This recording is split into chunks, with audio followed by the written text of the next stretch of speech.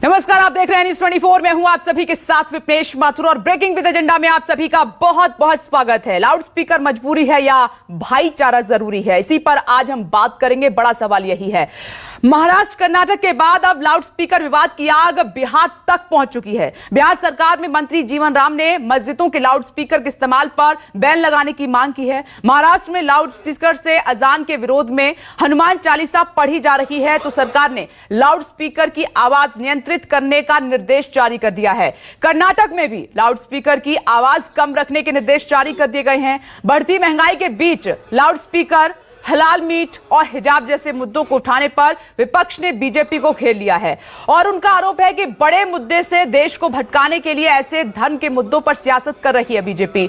तो क्या loud speaker विवाद केवल और केवल सियासी मुद्दा है और सियासत चमकाने का जरिया है? इसी मुद्दे पर आज हम बड़े पैनल के साथ चर्चा करेंगे और जानेंगे इस मुद्दे पर जनता क्या सोचती है। यह जानने के लिए सीधे अपने सहयोगियों का हम रुख करेंगे और ये तस्वीरें आपके सामने हैं। एमएनएस का भी बवाल लगातार जारी है, आप तस्वीरों में देख सकते हैं। महाराष्ट्र में एक अलग ही बहस इस पर छिड़ गई है। महाराष्ट्र सरकार ने तो सख्त लहजे में कह दिया है कि लाउड स्पीकर अजान के समय बंद होगा, तो दूसरी तरफ यह भी कहा गया है कि जगराते में भी लाउड स्पीकर फिर इस्तेमाल कर देना चाहिए हिंदू मांग। और इस पूरे मामले पर पॉलिटिकल रिएक्शन किस तरीके के आ रहे हैं, पहले वो सुन लेते हैं। कि यही होली होता है, दिवाली होता है, छठ होता है, हिंदुओं की महापर्व होता है, उसमें बड़े तेज गति से आवाज बजाना, गाड़ी चलाना, ये इस पर रोक लग जाती है।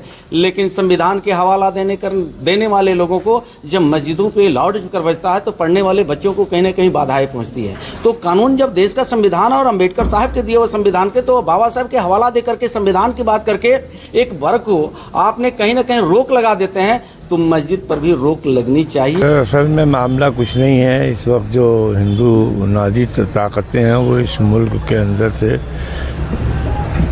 लोगों के आईनी हुकूक को सल्ब कर लेना चाहते हैं और इस मुल्क को नफरत की तरफ बढ़ा रहे हैं, जो किसी भी कीमत पर मुनासिब नहीं है।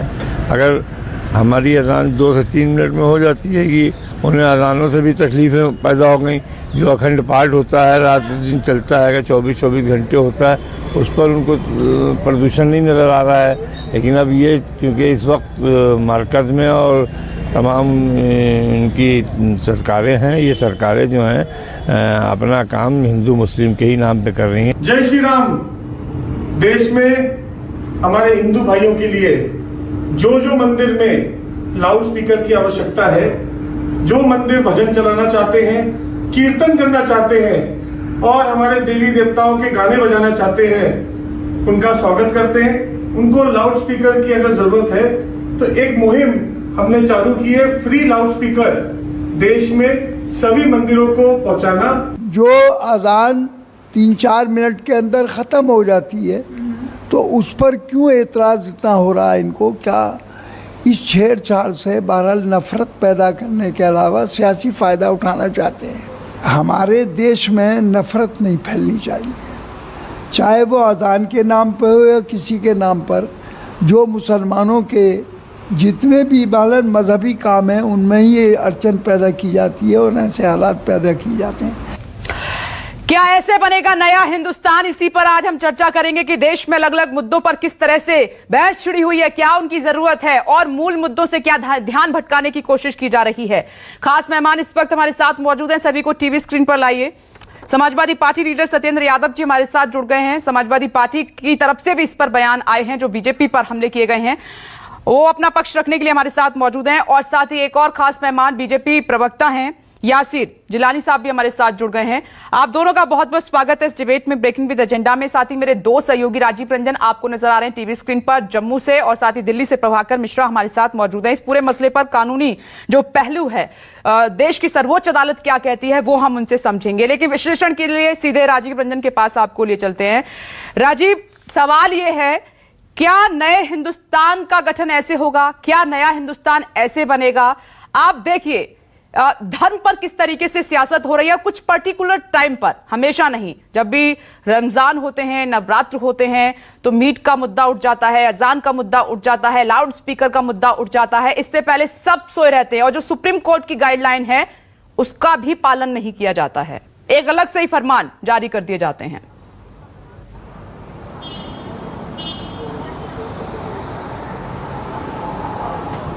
देखिए, जब असल मुद्दों से हट करके धर्म पर होने लगे, ये एक इन दिनों सियासत का शॉर्टकट है। और मुझे लगता है कि देश में अगर सारे तरह के चुनाव एक बार में हो जाएं तो शायद समय समय पर ये जो धर्म की सियासत हो रही है, ये इस पर शायद रोक लग जाए। चूँकि दिल्ली में एमसीडी के चुनाव होने हैं, चूँकि महाराष्ट्र में लोकल बॉडीज़ के चुनाव होने हैं, मुंबई में बीएमसी का चुनाव होना है, और ये जो मुद्दा है, अगर अभी अजान का लाउड स्पीकर का आया है तो एमएनएस अध्यक्ष राज ठाकरे वो पहले व्यक्ति हैं जिन्होंने ये मुद्दा उठाया है। दरअसल महाराष्ट्र की राजनीति में पिछले 3 चुनाव में लगातार हाशिए पर, लोकसभा और विधानसभा के अगर 4 चुनाव देखे जाएं तो लगातार एमएनएस हाशिए पर चली गई है। शिवसेना के साथ बीजेपी का गठबंधन बहुत दिनों से था, वो गठबंधन टूट गया। शिवसेना कांग्रेस और एनसीपी के साथ चली गई है।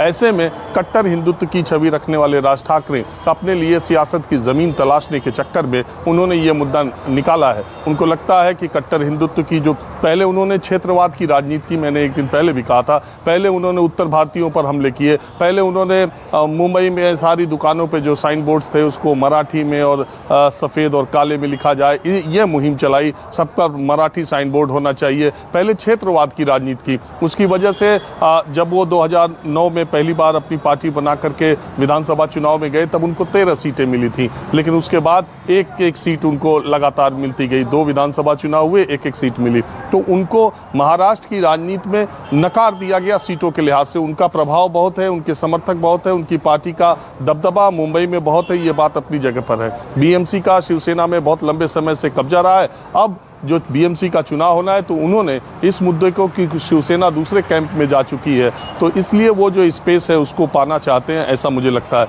लेकिन बात सिर्फ इतनी नहीं है, बात ये है अगर आपको लाउड स्पीकर पर रोक लगानी है तो आप पूरे हर तरह के लाउड स्पीकर्स पर एक कानून बन जाए कि किसी तरह का कोई लाउड स्पीकर कभी नहीं बजेगा, न पब्लिक रैलियों में बजेगा, न कोई अपना प्रचार कर पाएगा।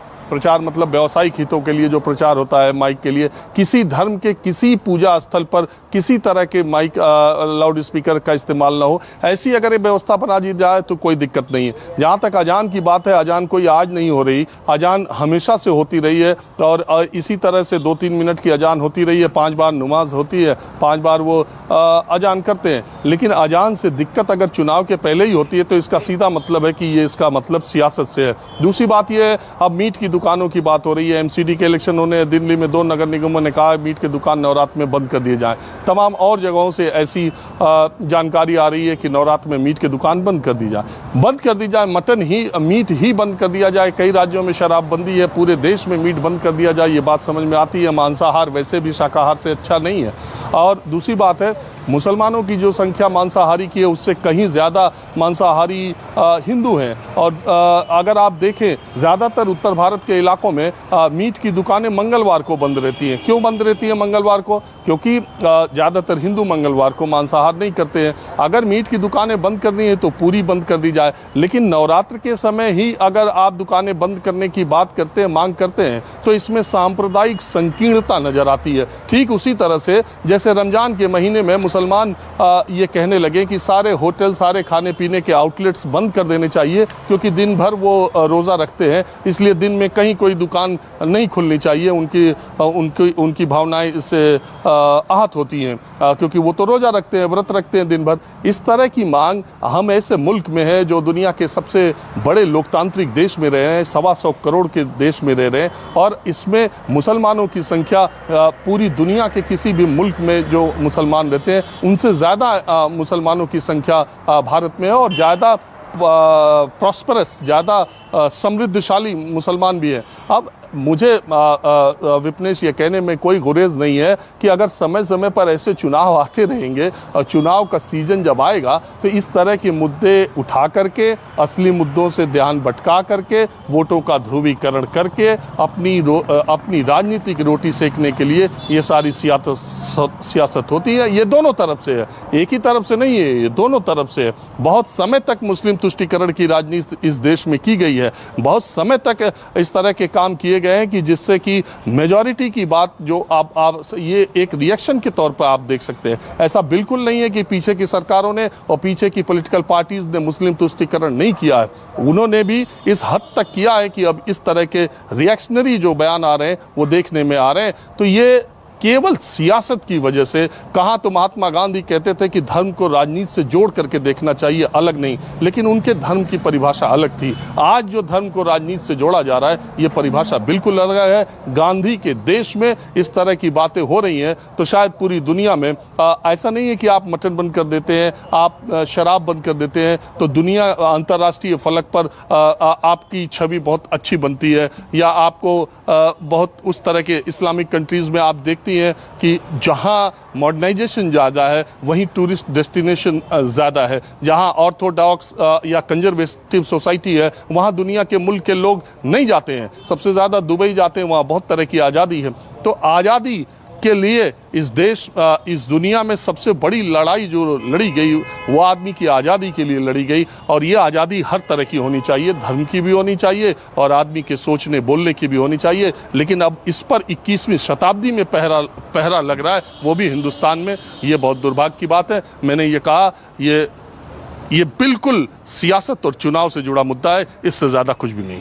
नेताओं की सच्चाई खूब राजीव आपने बताई है, और सही भी है कि चुनाव के वक्त हम ऐसे बदलाव देखते हैं, उससे पहले नहीं। और दूसरी बड़ी बात, जब मूल मुद्दों पर जवाब नहीं होता है, जिससे पार्टियां बचना चाहती हैं, पक्ष और विपक्ष दोनों, तो फिर धर्म की आड़ पर सियासत खूब करने लगते हैं, क्योंकि उनको पता है कि सबको इस पर बहुत इंटरेस्ट आता है। लेकिन अब जनता को बहुत ज्यादा जागरूक होने की जरूरत है, जो सियासी चाल है उसको समझने की जरूरत है। प्रभाकर मिश्रा आपके पास आते हैं। प्रभाकर मिश्रा, कोर्ट भी ये कहता है कि मस्जिदों से बिना लाउड स्पीकर अजान दे सकते हैं, ध्वनि प्रदूषण मुक्त नींद जीवन का मौलिक अधिकार है। मैं थोड़ा सा और डिटेल में ये जो लीगल एंगल है इसका मैं आपसे समझना चाहती हूं।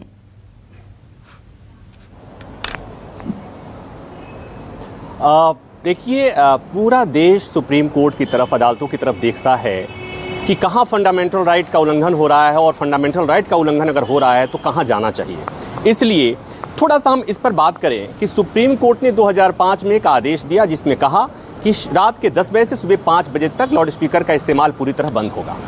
ये सुप्रीम कोर्ट का आदेश था, ब्लैंकेट बैन 10 बजे रात से लेकर सवेरे 6 बजे तक। लेकिन राज्य सरकारें उस आदेश के खिलाफ आई सुप्रीम कोर्ट में, और सुप्रीम कोर्ट में ये कहने आई कि बहुत ऐसे मामले होते हैं, कई धार्मिक क्रियाकलाप होते हैं, कुछ इस तरह के उत्सव होते हैं जहां पर 10 बजे के बाद भी लाउड स्पीकर की जरूरत होती है। ये राज्य सरकारों ने कहा था, और देश की सबसे बड़ी अदालत ने इसे माना था और अपने आदेश में ये परमिशन दिया था कि कुछ मौकों पर रात के 12 बजे तक लाउड स्पीकर इस्तेमाल करने की इजाजत दी जा सकती है। मतलब मैं इसलिए कह रहा हूं कि इसे रेखांकित किया जाना चाहिए कि सुप्रीम कोर्ट ने भी माना कि कुछ खास मौकों पर, कुछ खास पर्व त्योहार के दिन इस तरह की इजाजत दी जा सकती है।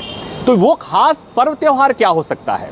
हिंदुओं के लिए नवरात्रे हो सकते हैं, मुसलमानों के लिए रमजान हो सकता है। अब बात आती है, जैसे राजीव रंजन की बात को 100% मैं उस बात को स्वीकार करते थोड़ा सा आगे बढ़ूं कि जब भी मामला अदालतों में जाता है तो अदालतें पहले कुछ और आदेश देती हैं, फिर अपने आदेश में एक बदलाव करती हैं।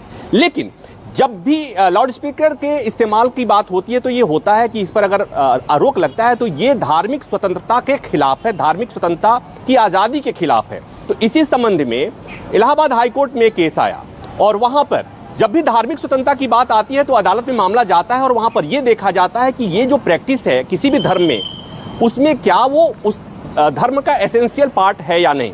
जैसा कि अयोध्या मामले में आपको याद होगा, इस्माइल फारूकी केस में सुप्रीम कोर्ट ने कहा कि इस्लाम में नमाज पढ़ना तो उसका एसेंशियल पार्ट है, लेकिन मस्जिद में ही नमाज पढ़ना एसेंशियल पार्ट नहीं है। तो इलाहाबाद हाई कोर्ट ने इस मामले में कहा कि लाउड स्पीकर का इस्तेमाल करना, लाउड स्पीकर में ही अजान पढ़ना, अजान की आवाज जाना, ये एसेंशियल पार्ट नहीं है। ये अदालत की बात मैं कह रहा हूं। महाराष्ट्र हाई कोर्ट में भी बात गई थी, तो वहां पर भी कहा था कि कोई भी धर्म ये क्लेम नहीं कर सकता कि उसे फंडामेंटल राइट है लाउड स्पीकर इस्तेमाल करने की। तो ये अदालतों की बात है, अदालतें समय समय पर कहते रही हैं।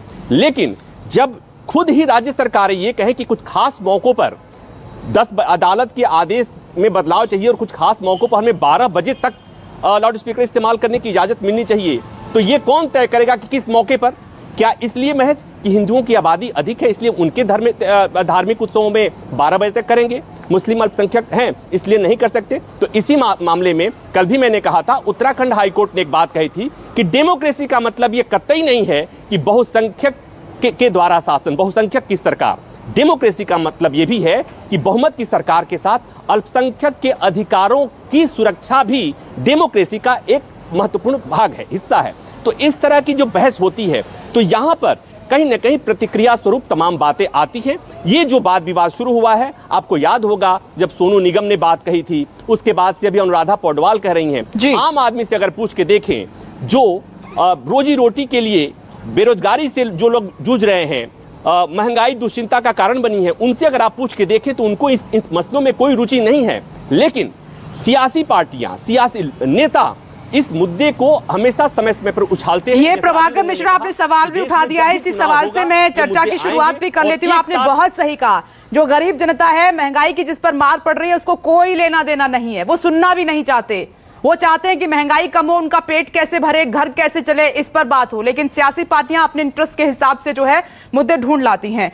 आपसे शुरुआत कर रही हूं यासिर जी, आप पर आरोप सीधा ये है विपक्ष का, जितनी भी विपक्षी पार्टियां हैं सबकी एक ही आवाज है। मैंने सबके स्टेटमेंट यहां पर पढ़े हैं, मेरे पास हैं भी, कहेंगे तो मैं पढ़ के भी बता दूंगी। बढ़ती महंगाई जिस तरीके से एक मुद्दा है, गरीब परिवारों की एक समस्या है, उन सब से बचने के लिए आप लाउड स्पीकर, हलाल मीट, हिजाब जैसे मुद्दे ले आते हैं।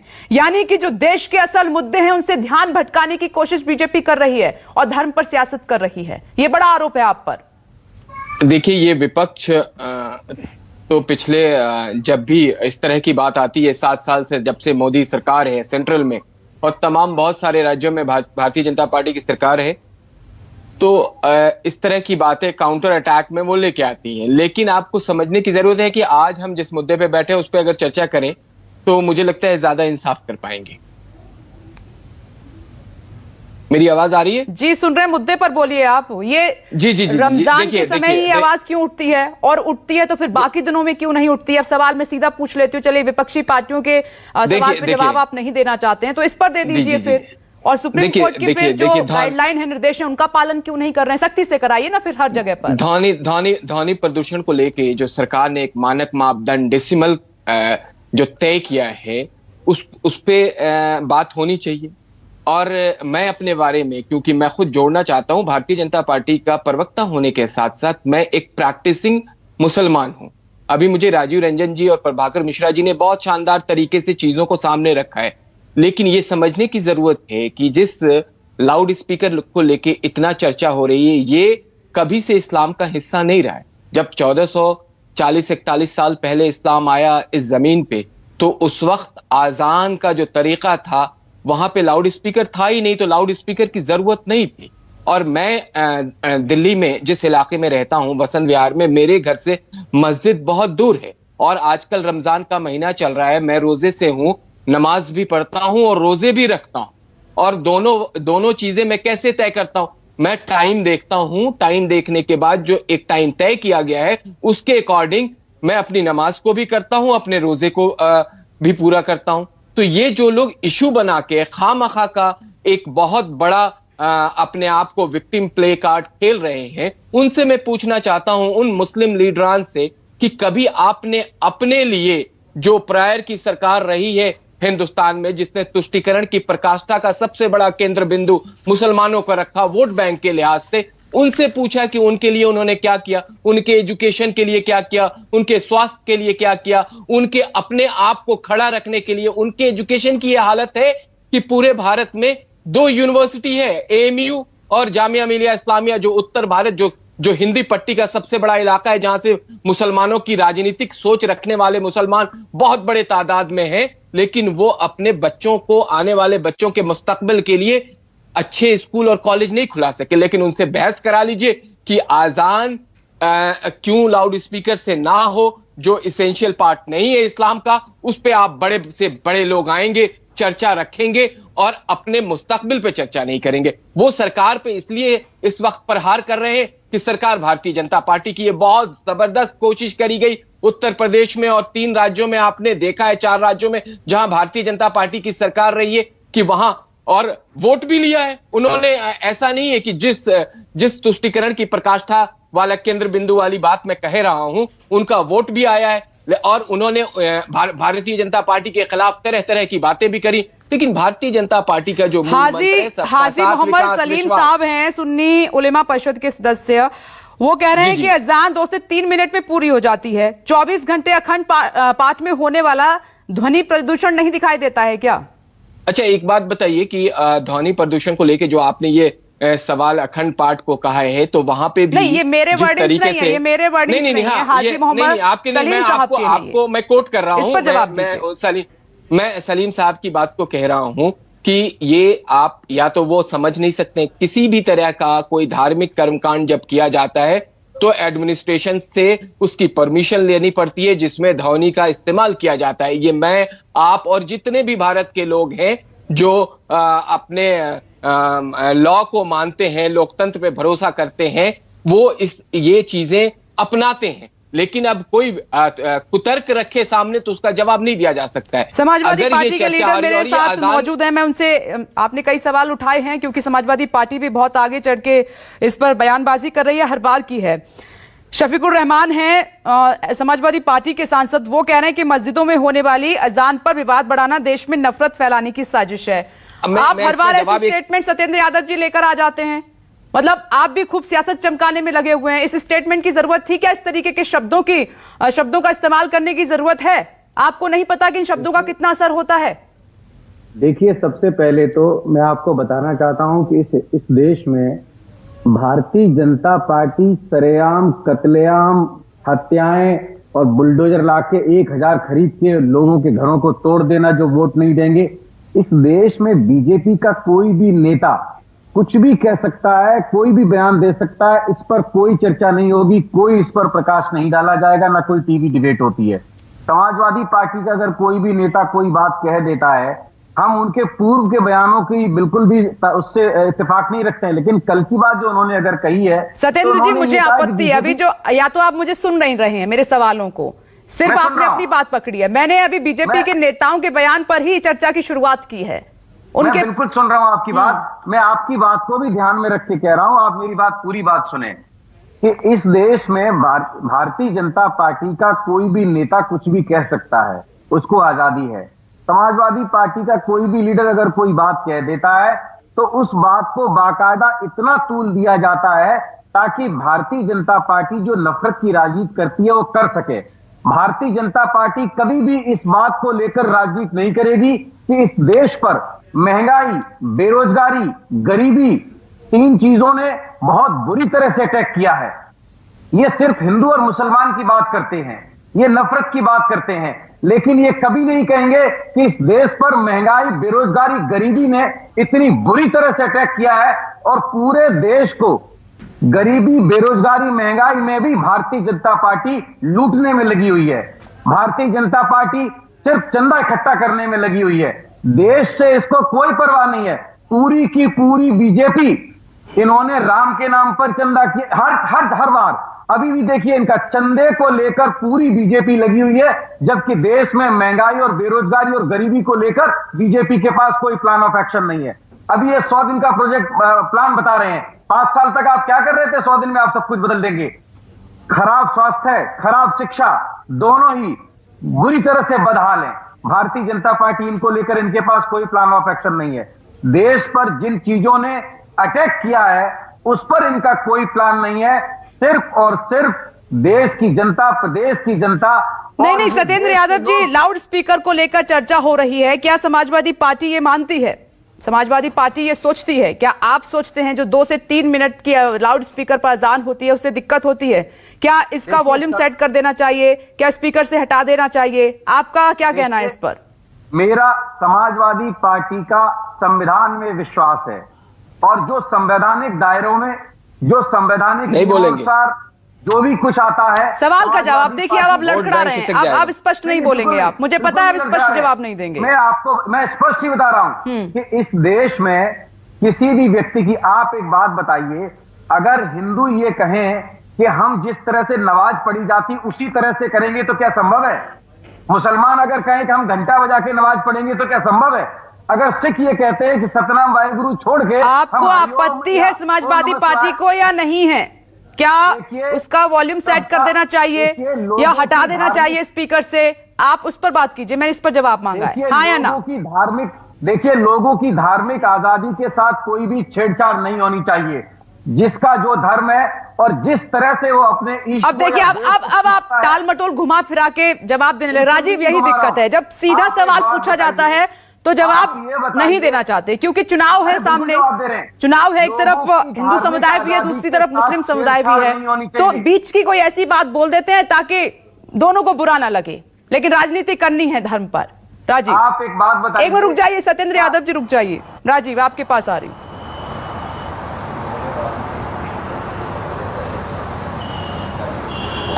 विप्लेश, करीब 30 साल पहले राहत इंदौरी ने एक शेर लिखा था कि सियासत में जरूरी है रवादारी, वो खूब समझता है, रोजे तो नहीं रखता, इफ्तारी खूब समझता है।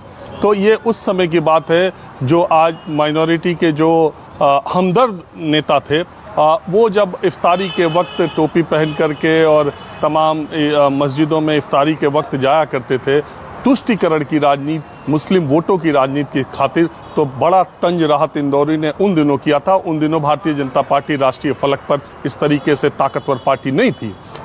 मेरा सवाल सिर्फ ये है कि अगर मुसलमानों की हमदर्द पार्टियों ने पिछले 75 सालों में यही स्थिति की है कि देश के मुसलमानों की असल स्थिति दलितों से खराब है, तो वो मुसलमानों के हमदर्द किस तरीके से हैं? क्या मुसलमान अर्श पर चले गए थे उन दिनों और अब मोदी सरकार में फर्श पे चले आए हैं या पाताल में चले गए हैं? ये भी देखना होगा मुसलमानों के हमदर्द बनने से पहले।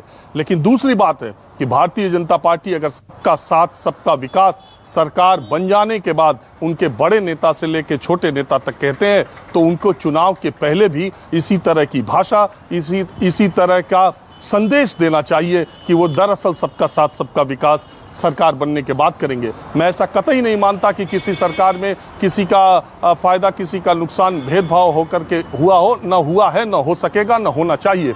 लेकिन यह भी जरूरी है कि आप अगर अजान को बंद करना चाहते हैं, लाउड स्पीकर को बंद करना चाहते हैं, तो उस पर निर्देश देने के बजाय, चुनावी रैली में ऐलान करने के बजाय, आंदोलन करने के बजाय, उस धर्म विशेष के या सारे धर्मों के जो धर्माचार्य हैं उनके साथ बातचीत करके, मशवरा करके इसका रास्ता निकालें, असहमति बना करके निकालें, न कि निर्देश और आदेश देकर। क्योंकि मेजॉरिटी अगर जिस भी मुल्क की माइनॉरिटी है उसको ये संदेश देना चाहिए कि वो मेजॉरिटी से ज़्यादा सुरक्षित है, तभी कोई देश आगे बढ़ता है, तभी कोई समाज आगे बढ़ता है। धार्मिक कट्टरता के आधार पर दुनिया का कोई मुल्क आज तक प्रगति नहीं कर सका, कोई समाज प्रगति नहीं कर सका, कोई परिवार प्रगति नहीं कर सकता। ये अपने आगे बढ़ने के रास्ते में पैरों की जंजीरें हैं, धार्मिक अंधविश्वास, धार्मिक कट्टरता और दूसरे के धर्म पर इस तरह का मुझे लगता है कि आवाज उठाना। इसी देश में पति के मर जाने के बाद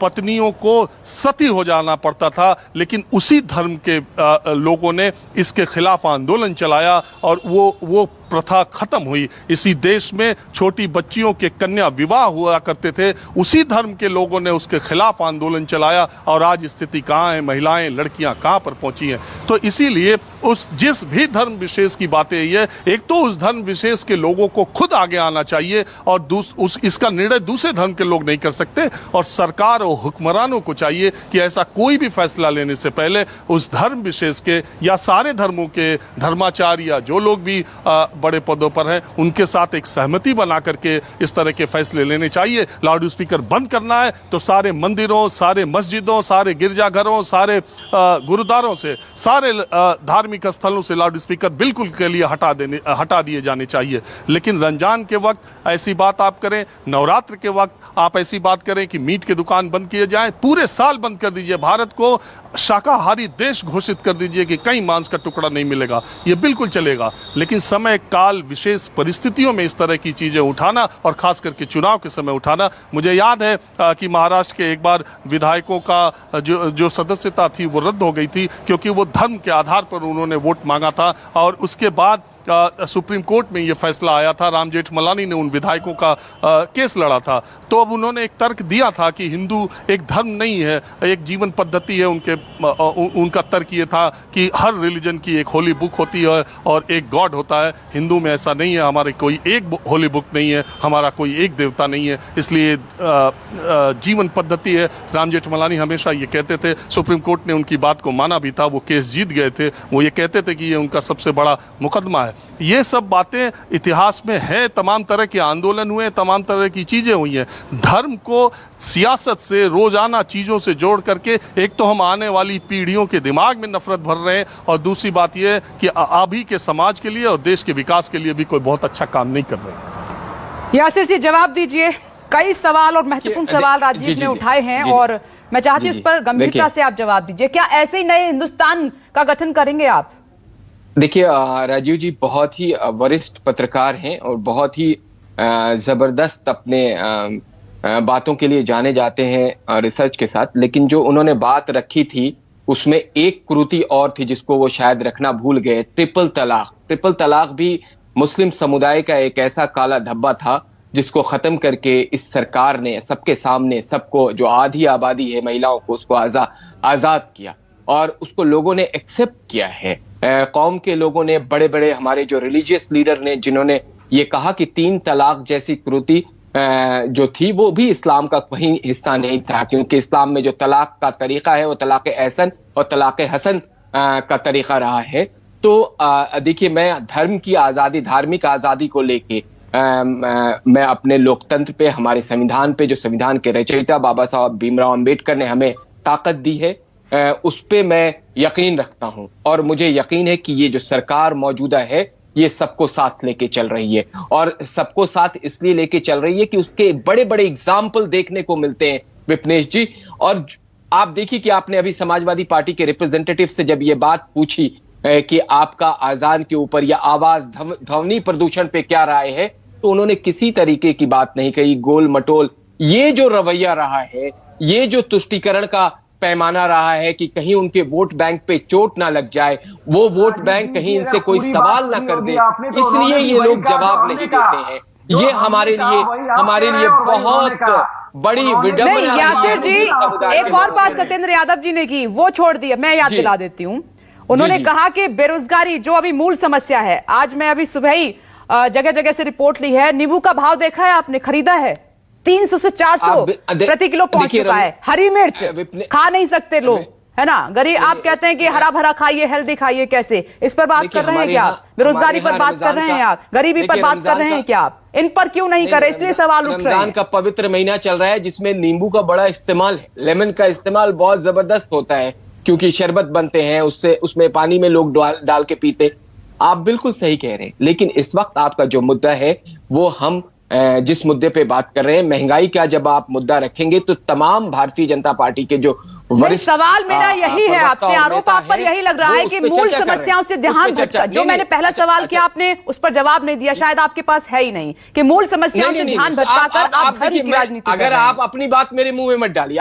मैं अपनी बात नहीं डाली, मैंने सवाल पूछा है। जो आरोप लग रहा है सरकार पर, बीजेपी पर, उस पर जवाब दीजिए। दुनिया में इस वक्त चरमराई हुई अर्थव्यवस्था है, पूरे दुनिया की अर्थव्यवस्था चरमराई हुई है, लेकिन भारत ने अपने आप को मजबूत, दृढ़ इच्छा शक्ति के साथ अपने आप को मजबूती से खड़ा कर रखा है। आप बताइए कि समाजवादी पार्टी के नेता क्या अपने घर से नहीं निकल रहे, अपने गाड़ी पे नहीं चल रहे, अपने परिवार का भरण पोषण नहीं कर पा रहे हैं?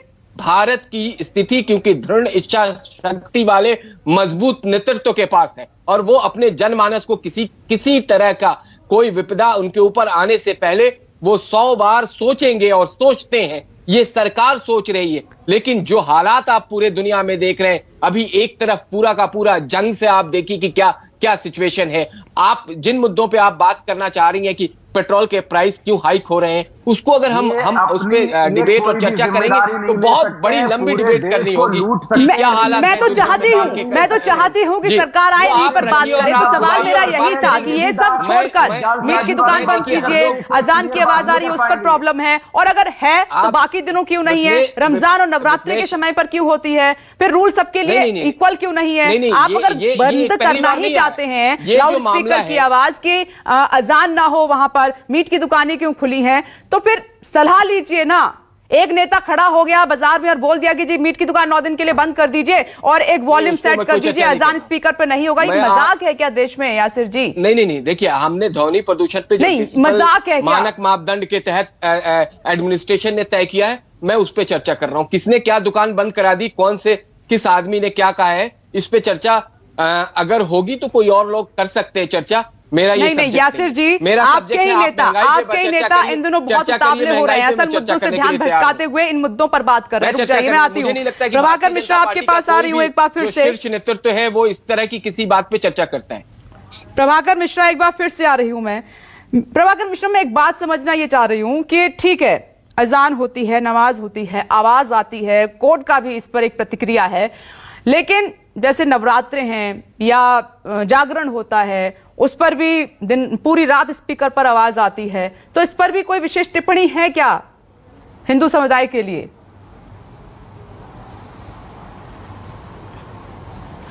देखिए, इलाहाबाद हाईकोर्ट, मैंने जिक्र किया कि इलाहाबाद हाईकोर्ट ने ये बात कही थी कि आजान लाउड स्पीकर में ही हो, ये कोई क्लेम नहीं कर सकता। मतलब ये कि जब भी इस तरह की कोई बात आती है, तो चाहे वो हिंदू धर्म हो या दूसरे धर्म के लोग, हमेशा से धार्मिक आज़ादी पर उन्हें हमला लगने लगता है। और धार्मिक आज़ादी क्या है, इसके लिए जो सुप्रीम कोर्ट की व्याख्या है वो ये है कि क्या कोई भी प्रैक्टिस, चाहे वो मस्जिद में नमाज पढ़ना या लाउड स्पीकर में अजान की आवाज़ हो, या जो हिंदुओं में तमाम तरह की जो रिचुअल्स होते हैं, लाउड स्पीकर बजा करके प्रभात फेरियां निकालना या हनुमान जयंती के मौके पर इस तरह के लाउड स्पीकर का इस्तेमाल करना या तमाम तरह की चीज़ें जो होती हैं, कोई भी जब इस तरह की बात आती है, जब संवैधानिक सवाल आता है, तो कोर्ट पहले ये जानना चाहता है कि क्या ये जो प्रैक्टिस है वो इस धर्म का एसेंशियल पार्ट है क्या इसके नहीं होने से वो धार्मिक रीति पूरा नहीं होती क्या। और वहीं पर सुप्रीम कोर्ट ये डिफाइन करता है अलग अलग, चाहे वो हिंदुओं के मामले में वेद, पुराण और जो भी हिंदुओं के धर्म ग्रंथ है उसको देखते हुए, मुसलमानों में कुरान और हदीस और इस तरह की ग्रंथों के सहारे। और जैसा मैंने जिक्र किया कि अयोध्या मामले में एक आया था मामला जिसमें ये हुआ कि क्या इस्लाम में नमाज, मस्जिदों में नमाज पढ़ना इस्लाम का एसेंशियल पार्ट है या नहीं, और कोर्ट ने उसे उन्हीं धार्मिक ग्रंथों, कुरान और हदीस और तमाम धार्मिक ग्रंथों के हवाले से ये कहा था कि नमाज पढ़ना इस्लाम का एसेंशियल पार्ट है, लेकिन मस्जिद में पढ़ना एसेंशियल पार्ट नहीं है। नहीं तो प्रभाकर, ये मैंने इसलिए पूछा था क्योंकि एक धर्मगुरु का ये कहना है कि 2 से 3 मिनट की आवाज में दिक्कत है, 24 घंटे अखंड पाठ होता है, उसमें ध्वनि प्रदर्शन नहीं होता, उस पर नेता बात नहीं कर रहे हैं खुलकर। मैं आना तो चाहती थी यासिर जी आपके पास, लेकिन वक्त मुझे परमिशन नहीं दे रहा है आगे बढ़ने के लिए। सत्येंद्र जी के पास भी जाना चाहती थी। आप सभी का बहुत बहुत शुक्रिया ब्रेकिंग विद एजेंडा की इस बहस में शामिल होने के लिए। सवाल यही है कि आने वाली पीढ़ी को क्या मैसेज देना चाह रहे हैं? क्या नए हिंदुस्तान का गठन ऐसे ही होगा? हम धर्म और जात पात से आगे ही नहीं निकल पा रहे हैं। नेता हर बार पीछे आते हुए इन्हीं मुद्दों पर बात कर रहे हैं, सिर्फ और सिर्फ अपने लालच के लिए, अपनी सियासत के लिए, चुनाव के लिए। ये समझना होगा हिंदुस्तान की जनता को, नौजवानों को। एक छोटा सा ब्रेक, फौरन लौटेंगे।